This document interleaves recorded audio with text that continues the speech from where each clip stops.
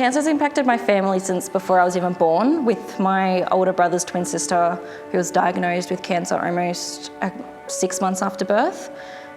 She fought her cancer for about 1.5 years and she passed away at 1.5 years old. And then our family was pretty much cancer-free for a while until I think I was 9 or 10 years old when my dad got diagnosed with bowel cancer. A year later, after my dad's diagnosis, he passed away. And in that same year, my older sister got diagnosed with the cancer, and she battled her cancer all the way up to 2019. I have 9 siblings, 5 girls, 5 boys, and 4 of the girls have been diagnosed with cancer or the cancer gene, and my father. From the age of 12, I was getting regularly tested for the cancer gene because I was positive. So that took every 6 to 12 months, I was getting tests throughout my body just to make sure nothing's popped up. When I was 17, I had an ultrasound done on my thyroid, and we did that because my older sister, who also has a cancer gene, she had thyroid cancer. So we kind of did some testings to see if that was something that was passed through the cancer gene.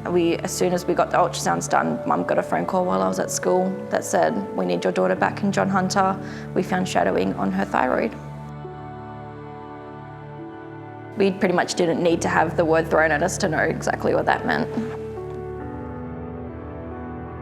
From the minute Mum got the phone call, I pretty much was in and out of school. So I had multiple days off at school, and I was rushed from Southwest Rocks down to John Hunter almost every 2 to 3 days. My HSC year, for the first 6 months of year 12, I was not at school, and it was a lot. It wasn't a lot physically, but it was a lot mentally to be out of school for so long and have a scar on my neck. And then when I went back to school, everyone kind of made assumptions as to what happened to me. We have a saying in my family is that cancer is like sand to the beach to us, because it's always been there, and no matter how much we try and get rid of it, it's not going away. I started thinking more in the moment with my cancer diagnosis rather than tomorrow and looking to next year.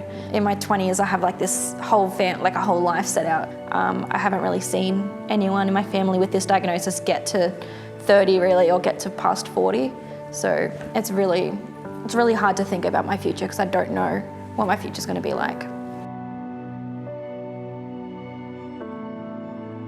Over the course of my diagnosis and the treatments, I found that I just needed to kind of open myself up to my friends and their support to me.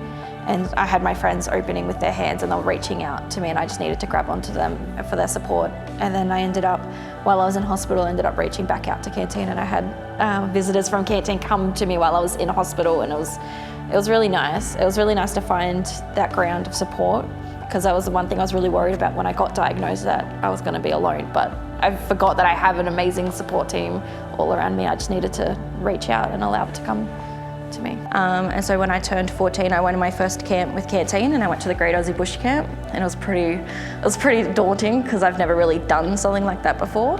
But I got on the train with my brother and my little sister, and I went down to my first ever camp and absolutely loved it.